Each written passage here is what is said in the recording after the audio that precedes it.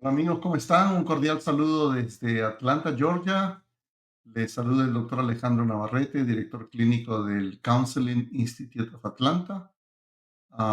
Nosotros desde hace algunos años atrás trabajamos mucho el tema de migración y familias migrantes y cómo poder mantenerlas unidas, y también hacemos terapia de pareja y formación para terapeutas, consejeros que quieran ser terapeutas de pareja. ¿Verdad? Eso lo venimos haciendo por años en diferentes países latinoamericanos. Y el día de hoy vamos a conversar sobre narcisismo en mi canal de YouTube de Counseling Institute of Atlanta. Definitivamente tenemos diferentes programas, invitados, y hemos hablado sobre narcisismo, pero el día de hoy queremos enfocarnos en las preguntas que he recibido de muchos terapeutas de latinoamericanos que de alguna manera me consultan sobre cómo abordar, cómo trabajar terapéuticamente con narcisistas, ¿verdad? Sobre todo en el contexto de terapia de pareja, que es lo que básicamente nosotros hacemos. Evidentemente, es raro que que un terapeuta reciba a un narcisista, diríamos, en una terapia individual, y que te diga el narcisista: mire doctor, tengo un problema en mis relaciones con los demás, eh, pues necesito ayuda, ¿verdad? Porque el narcisista, una de las características que tiene es que no siente empatía, no siente el dolor ajeno, ¿verdad? Y como está ensimismado viviendo en una nube, no se da cuenta de el dolor que puede ejercer su comportamiento sobre los demás. Entonces él o ella no va a notar ninguna, diríamos, necesidad de poder trabajar eh, terapéuticamente, porque no hay necesidad de cambiar. Los que tendrían que cambiar son otros, evidentemente. Entonces va a ser muy difícil, diríamos, que un narcisista busque ayuda terapéutica. Generalmente en un contexto de terapia de familia quizás, o de terapia de pareja, el narcisista va a buscar ayuda porque, diríamos, viene a ser como colaborador para el cambio que necesita la esposa o para el cambio que necesitan los hijos, de alguna manera, ¿verdad? Entonces, cuando hay un problema en los demás, pues el narcisista va a llegar como colaborador para dar información pertinente al terapeuta para que corrija, para que cambie, para que ayude a la persona que tiene un problema. En este caso, podría ser la esposa o el esposo, ¿verdad? No llega necesariamente otra vez, por ese insight, por ese darse cuenta de que algo él o ella necesita cambiar, sino que necesita cambiar a los demás. Entonces llega básicamente con esa intención. Entonces el trabajo suele ser de mayor reto con los narcisistas que llegan a la sesión, porque va a retar al terapeuta también de alguna manera. Esto se va a creer muchas veces superior o con más conocimientos al terapeuta. El narcisista en terapia de pareja se desencanta fácilmente de un terapeuta que lo reta, que lo confronta, y va a tratar de buscar diferentes terapeutas hasta encontrar el terapeuta perfecto que se acomoda a sus necesidades, ¿verdad? Igual va a aparecer con una persona que es su pareja, y va a tratar de buscar esa pareja que acepte sus condiciones, que se amolde a él o a ella, y que cubra sus necesidades, porque la idea del narcisista es que alguien tiene que cubrir mis necesidades, y que tiene que atenderme a mí principalmente, ¿verdad? Entonces, en el proceso digamos, el narcisista muchas veces en una relación de pareja se convierte en abusador emocional, en abusador verbal. No llega necesariamente al abuso físico, pero sí es controlador y es manipulador, ¿verdad? Y ejerce mucho su poder y su superioridad frente a la pareja. Y esto ya se convierte en un tipo de violencia doméstica. Porque recuerden que la violencia doméstica, hay 5 tipos de violencia doméstica, o 5 modalidades de violencia doméstica. Una de ellas es el abuso físico, que quizás es el que más se conoce como violencia doméstica, ¿verdad? por lo menos la gente lo identifica más como un problema de violencia cuando hay ataques físicos, empujones, patadas, puñetes, cachetadas, etcétera, jalonea de pelos. Entonces, pero la violencia física es una modalidad, un tipo de violencia doméstica. Está el abuso verbal, en el que hay palabras, hay insultos, te llaman nombres, te menosprecian de alguna manera y eso también se convierte en una especie de abuso psicológico, abuso emocional, en el que el control de tu vida, en el que con quién vas a salir, eh, qué ropa te vas a poner, el que te controlen tu celular, de que estás hablando con una persona, con otra, y por qué sales con esa persona, porque sales con tu hermana, con tu hermano. Entonces va a tratar de controlar tu vida y esa es una especie de abuso emocional también. Y también está el abuso financiero, porque muchas veces sacan ventaja de explotar financieramente a uno de los al esposo, a la esposa, ¿verdad? Y lo que ocurre es también que se puede también convertir en un abuso sexual, o sea, no es que porque uno tenga una relación de esposos, uno tiene que estar forzado a tener sexo. Y pero muchas veces el abusador, la persona violenta, de alguna manera lo que hace es forzar y violar de alguna manera a la persona, a la víctima que es víctima del abuso, ¿verdad? Entonces, esos son los tipos de violencia doméstica, pero el narcisista se convierte en un abusador emocional principalmente y un abusador verbal. ¿Sí? Es muy manipulador, te hace sentir siempre de que tú tienes la culpa, que todo es tu responsabilidad, que él te había dicho, pero que de alguna manera tú no escuchas y tú no cambias, y te llega a convencer en verdad de que tú eres la persona responsable de esto. Entonces, en la terapia de pareja, que yo creo que la que más efectividad tiene es la terapia de Terry Real. Él es un terapeuta acá en los Estados Unidos, y él tiene un instituto de terapia de vida relacional, que es una de las terapias más efectivas para poder trabajar con narcisistas, ¿verdad? Entonces, porque otro terapeuta me preguntaba, bueno, ¿qué se puede hacer con estos narcisistas, ¿verdad? ¿Cómo podemos abordar? ¿Cómo podemos ayudarlos? Porque el objetivo es poder ayudarlos en verdad. Primero es reconocer el abuso emocional. Primero es nombrar que hay abuso emocional en esta relación.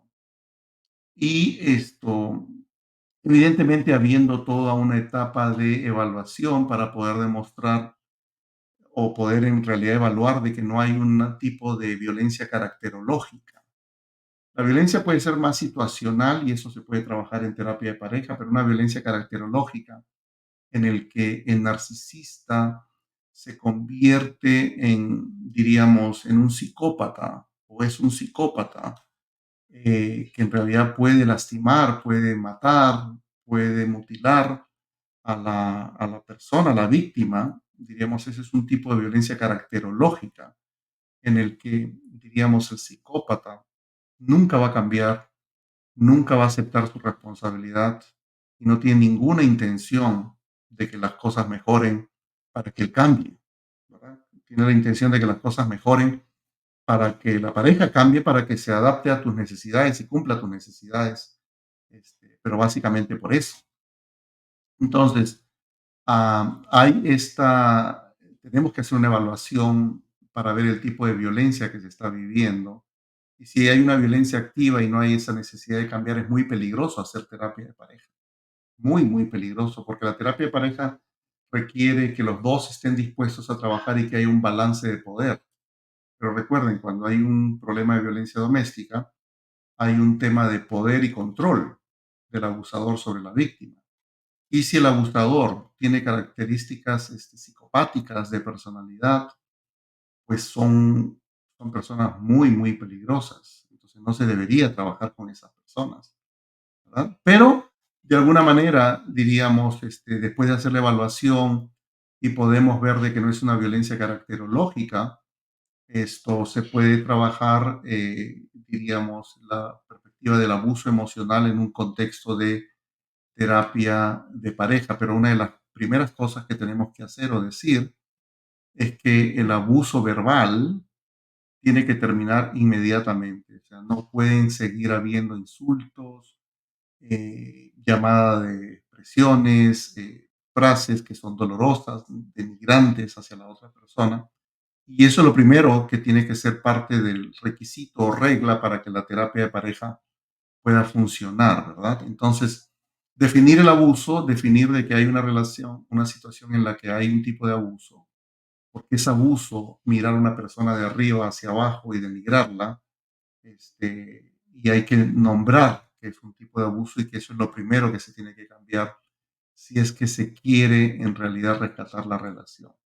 Hay que trabajar mucho, en esta terapia se trabaja mucho la idea de bajar al que está arriba en la posición narcisista y hay que empoderar a la persona que está abajo, que es la víctima.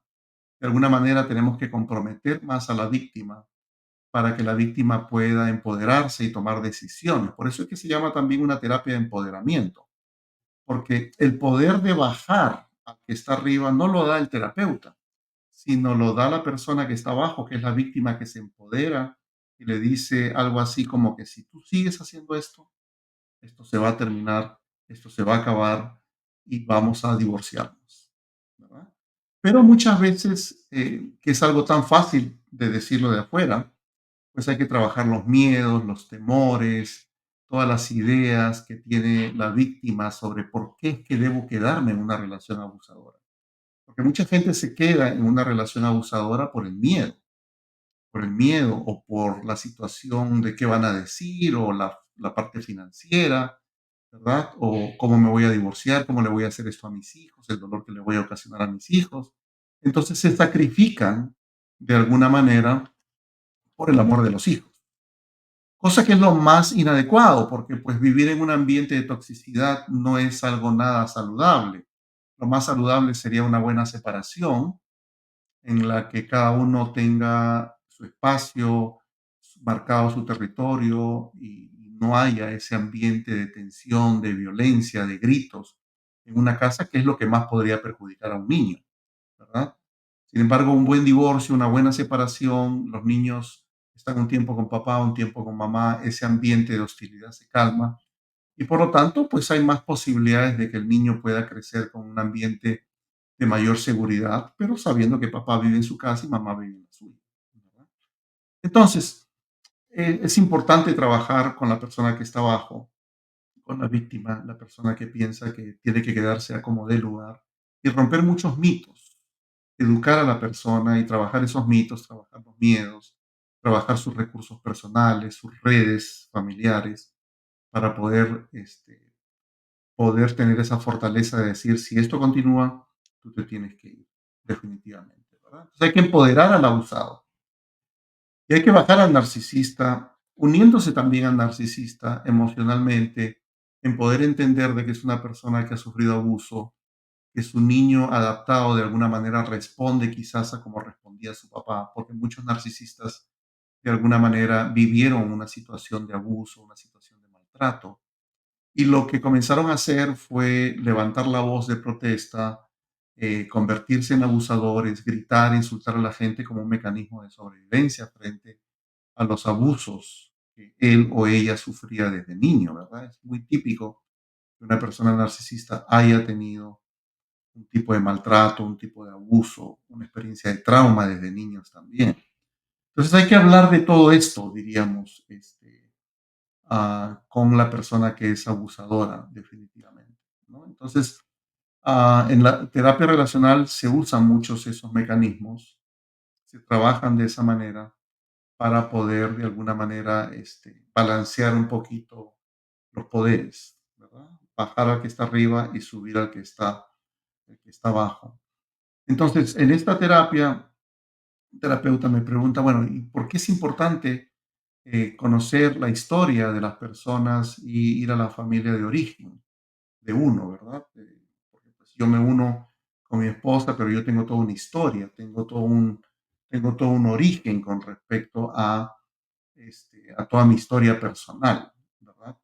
Entonces, hay esta situación en la que yo tengo que ir a la familia de origen tengo que ir a conocer un poquito cuáles son esas historias de apego, esas historias de conexiones emocionales, esas conexiones de heridas que tú has tenido en el pasado. También tengo que conocerlas, ¿verdad? Las historias de trauma, esas historias en que alguien nos maltrató, nos hirió, que eso Terry Real le conoce como el trauma relacional. Entonces, ¿por qué tenemos que ir a la familia de origen? Porque tenemos que conocer a ese niño herido, cuáles fueron esos años en que yo sufrí estas heridas, estas experiencias de trauma, y definitivamente cuál es ese niño adaptado, qué aprendió ese niño para poder sobrevivir frente a este ambiente tan hostil.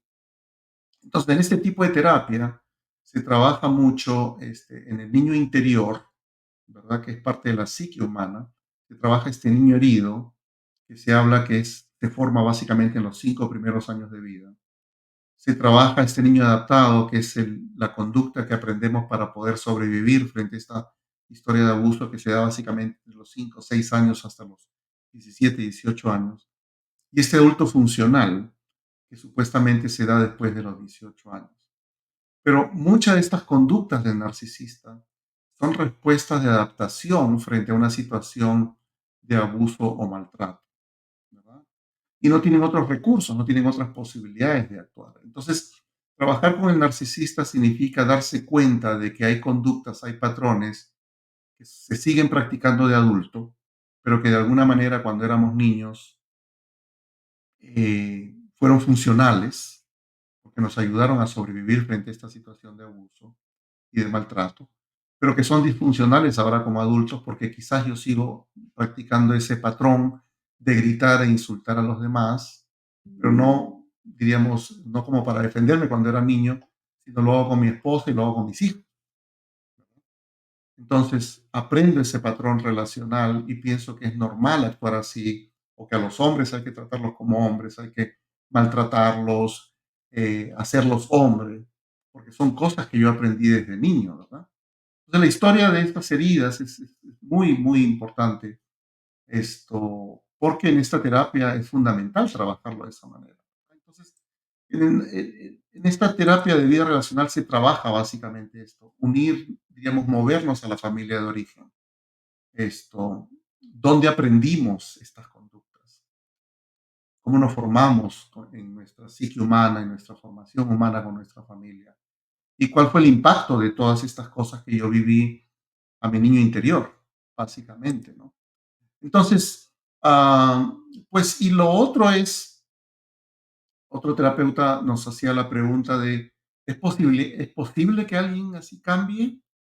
¿Es posible de que en realidad uno se pueda conectar con este pasado y pueda entender de que hay una posibilidad de tener que cambiar? Muchos neurocientíficos hablan de la plasticidad del cerebro. La plasticidad del cerebro significa de que nuestro cerebro puede corregir, sanar de lesiones, de heridas que hemos tenido en el pasado y que de alguna manera se pueden establecer nuevas interconexiones neuronales para aprender ciertas habilidades que de repente perdimos en algún momento por esa lesión. Eh, Terry Real y sus seguidores en la terapia de vida relacional hablan de que sí es posible poder cambiar, y es posible equilibrar el poder en las relaciones. Pero evidentemente, cuando hay otros patrones de desórdenes o trastornos de personalidad, ¿verdad? Mucho más severos, mucho más patológicos. De alguna manera, no hay nada, lamentablemente, que se pueda hacer para que estos cambios se puedan dar. Lamentablemente, no hay ninguna terapia, por lo menos investigaciones que digan que las terapias puedan funcionar con estos psicópatas, de alguna manera, ¿verdad? Y es gente que se ve muy bien frente a los demás, pero convivir con ellos es toda una pesadilla. Entonces, hay gente que tiene ciertas conductas narcisistas que sí están dispuestas a cambiar, pero el único, hay que ver cuál es la palanca del cambio, cuál es esa motivación del cambio. Y la motivación principal es el deseo de mantener su familia, el sueño de estar con su esposa, con su esposo, con sus hijos, el hecho de no lastimar a sus hijos como quizás a él lo lastimaron. Esos son los principales elementos, diríamos, de la posibilidad de que un narcisista pueda querer cambiar, ¿verdad?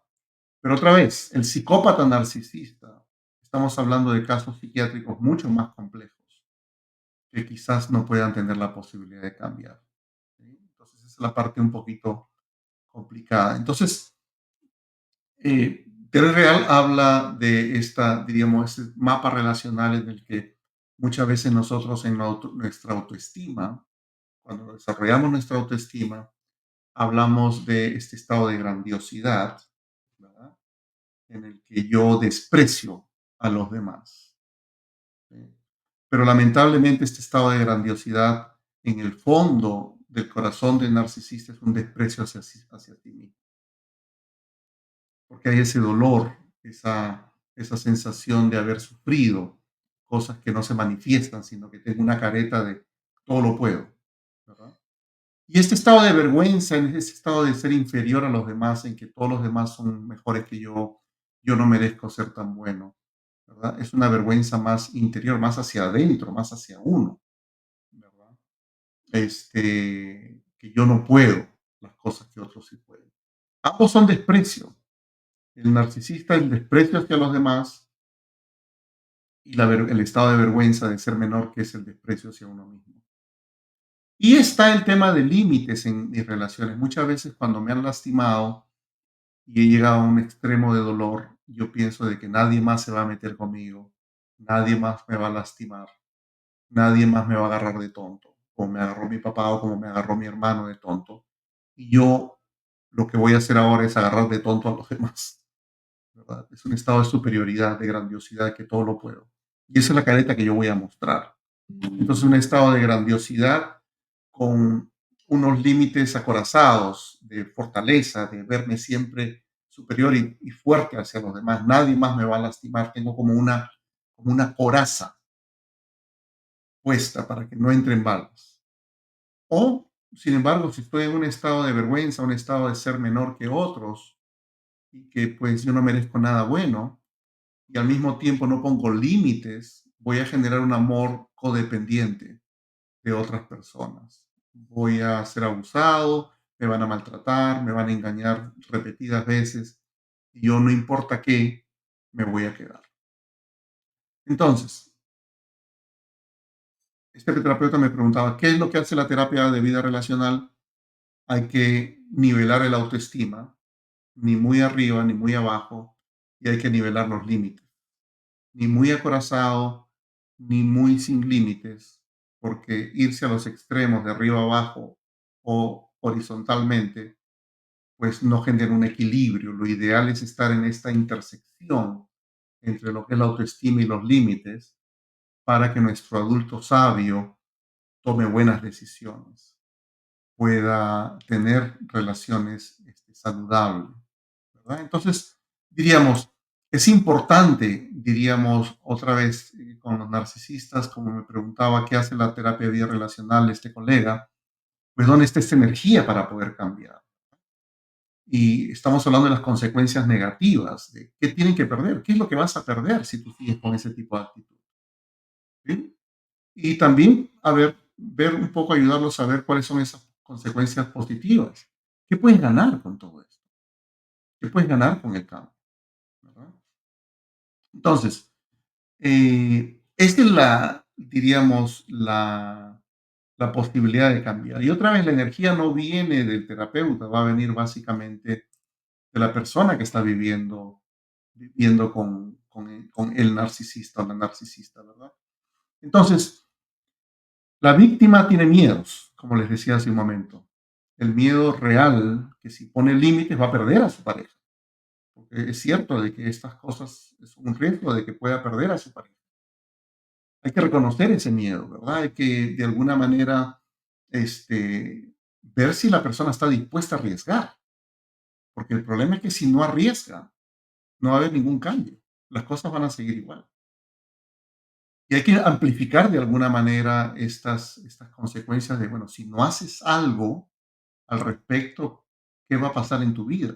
Ya conoces un poco de la historia, ¿verdad? Entonces hay que empoderar de alguna manera diríamos, a las personas que son víctimas en este caso, es pasar a la acción. Es un proceso difícil, duro, porque recuerden que son patrones de comportamiento que hemos aprendido desde niños. Son los niños adaptados que hace que funcionemos así y lo hemos venido haciendo desde los 5, 6, 7 años. Lo que pasa es que es un proceso totalmente inconsciente, ¿verdad? No es un proceso muy, muy de darse cuenta de qué es lo que yo estoy haciendo, ¿no? El narcisista, recuerden que Narciso fue un personaje en la historia, ¿sí? Es un personaje que comienza a tener mucho interés excesivo, admiración en uno mismo y en la apariencia física inclusive de uno, es muy egoísta, ¿no? Involucra esta sensación de empoderamiento, la falta de empatía, ¿sí? Y tener esta necesidad de ser admirado de alguna manera por otros, ¿no? Yo podría decir que hay una actitud narcisista normal, porque un terapeuta nos preguntaba eso, ¿verdad? Sí, porque ¿cuál es la diferencia entre el narcisista patológico, psicópata y el narcisista con el cual sí podemos trabajar? Hay cierta actitud narcisista que puede ser normal, que tiene que ver con la ambición personal, tiene que ver con el autorrespeto, el autocuidado, tiene que ver con ese optimismo de que yo sí voy a poder, yo sí voy a salir adelante, con mi esfuerzo todo se va a poder, esa ambición personal de crecer. Yo creo que ese es un narcisismo, una actitud narcisista normal que todos los seres humanos de alguna manera lo tenemos, ¿verdad? Pero hay un narcisismo patológico, ¿sí? Que es demasiada autoadmiración y hay poca admiración y poco respeto hacia los demás. Hay mucho amor propio y muy poco amor hacia los demás, ¿sí? Entonces, recuerden que la personalidad narcisista está etiquetada, descrita por el Manual de Desórdenes Psiquiátricos.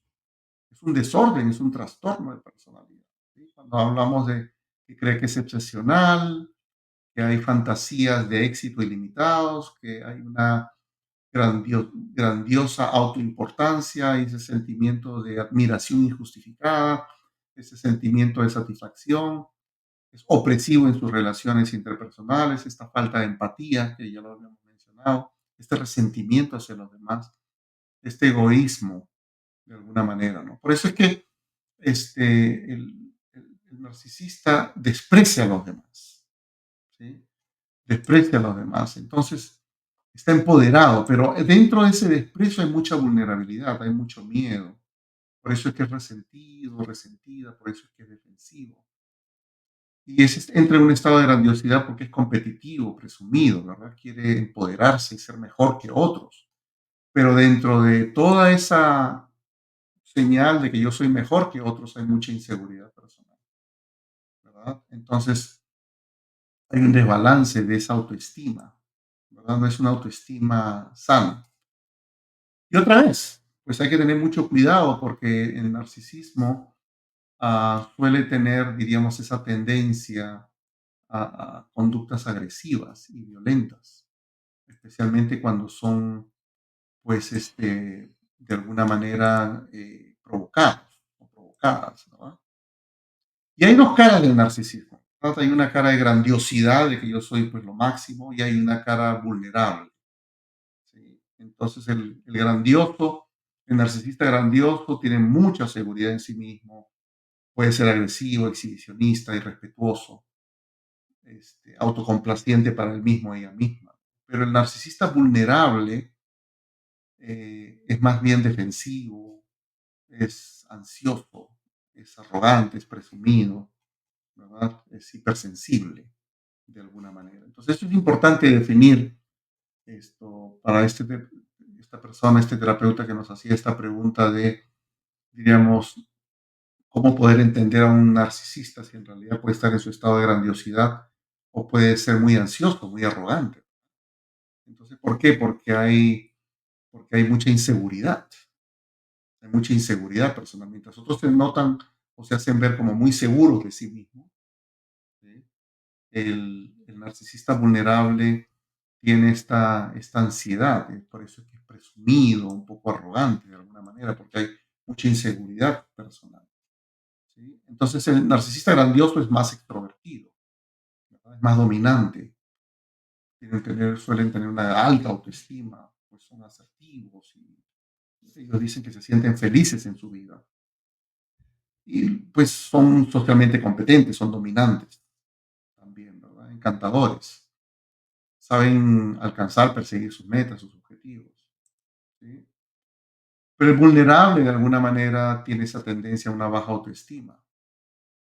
¿Sí? Entonces, eh, encubre cosas, encubre emociones de que no puedo cumplir, no puedo hacerlo, no soy suficiente, o quisiera ser el más bello, pero no soy tan bello, ¿verdad? Son más retraídos, más neuróticos, más inseguros, ¿sí? Son más hipersensibles, y más, se suelen deprimir más, suelen ser más ansiosos, ¿sí? Entonces, ah, y son más tímidos, no son como los grandiosos que sí pueden ser pues, socialmente, diríamos, más competentes. Pues, ¿no? Entonces, pero diríamos, ambos tipos de narcisismo, los grandiosos y los vulnerables, desean un estatus social. ¿Sí? Pero los primeros, diríamos, o sea, es decir, los narcisistas grandiosos, sienten que pueden obtener el estatus que merecían, ¿verdad? Y que sí pueden lograr sus metas, los vulnerables no. ¿Sí? Entonces, ese es el problema, ¿verdad? Ambos desean el respeto, la admiración de los demás, pero los grandiosos suelen ser las estrellas del escenario, captan, son el centro de la atención. Pero diríamos, el vulnerable se mantiene más bien al margen, eh, busca la atención pero con resentimiento, sin obtener pues ese aplauso, sin ser el actor principal, ¿verdad? Entonces, y nos han entrenado los terapeutas, ¿por qué hacer los terapeutas? Nos entrenan bien para, diríamos, para ayudar al que está abajo, para levantar su autoestima, pero nos han entrenado poco para levantar al que está arriba. Entonces, el tema es cómo intervenir con el narcisista. Como les digo, es muy importante que nosotros recibamos este entrenamiento, porque como parte del entrenamiento que nosotros vamos a dar en octubre, y la nueva formación que va a aparecer a finales de octubre, vamos a poder entrenarte a ti, terapeuta que me escuchas, en cómo trabajar, diríamos, desde la perspectiva de la terapia relacional con narcisismo en terapia de pareja, ¿verdad? Y como les decía hace un momento, lamentablemente con el narcisismo patológico, no hay alguna terapia que vaya a funcionar. Por eso es que hay que tener mucho cuidado y poder, en realidad, llegar a una evaluación, diríamos, correcta, ¿verdad? Entonces, claro, el riesgo de todo esto es que de alguna manera, pues nuestros consultantes puedan divorciarse, puedan separarse, esto de empoderar a los dos, bajar a uno y subir al otro, puede hacer que las reglas estén más claras y el narcisista no aceptar eso, sino moverse a una pareja que pueda seguir siendo sumiso, ¿verdad? Pero diríamos, lo importante es en esto generar este balance, este equilibrio de poder para que pueda haber una relación saludable. Entonces nosotros, en toda esta formación que nosotros vamos a dar, vamos a poder ayudarte a tener técnicas, a poder manejar un poquito, diríamos, esta idea de cómo es que yo puedo ser un terapeuta de éxito, un terapeuta con un mejor abordaje clínico, ¿verdad? Entonces, del 7 al 13 de octubre de este año, pues vamos a dar junto con el doctor Italo Macha, vamos a dar un seminario que son básicamente habilidades para convertirse en un terapeuta de pareja efectivo. ¿Sí? Entonces, poder respondernos esa pregunta, ¿quién es ese terapeuta efectivo? ¿Verdad? ¿Qué habilidades debo desarrollar yo para ser un terapeuta efectivo? ¿Cómo es esa sesión? ¿Y cuál es el paso a paso definitivo para convertirse en un terapeuta efectivo? Entonces, Lo que hacemos nosotros y el estilo que tengo en mi formación, en la forma como enseño, es que ustedes puedan ver parejas reales y las intervenciones reales. Es ver lo que hace el terapeuta, no solamente la teoría, sino ver qué hace el terapeuta, cómo actúa el terapeuta, cómo interviene, qué dice el terapeuta. Para que ustedes, una vez que con la teoría y con la observación puedan implementar una serie de técnicas que de alguna manera puedan ustedes ejecutar en sus sesiones. Y entonces es ver, leer y ejecutar. Es una manera en la cual ustedes van a poder manejar muchísimo más estas técnicas de poder ver parejas reales. Y eso lo vamos a hacer en nuestra formación. Pero recuerden, del 7 al 13 de octubre los invito, junto con el doctor Italo Macha. Estamos, diríamos, muy interesados en poder hacer que nuestra carrera, nuestra profesión mejore, que ustedes sean terapeutas de éxito y que se sientan bien y seguros entrenándose para ser mejores terapeutas, lo que nosotros llamamos terapeutas efectivos. Les mando un cordial saludo desde Atlanta. Espero haber respondido alguna de las preguntas. Me imagino que pueden haber muchas más. Cualquier cosa, tenemos un chat de terapeutas. Ustedes pueden intervenir, practicar, preguntar, dialogar con nosotros directamente en nuestro WhatsApp, en nuestro grupo de terapeutas. Los invitamos, amigos, y bueno, les deseo una linda semana, que la pasen súper bien. Un fuerte abrazo desde Atlanta y hasta pronto. Muchísimas gracias. Hasta luego. Gracias.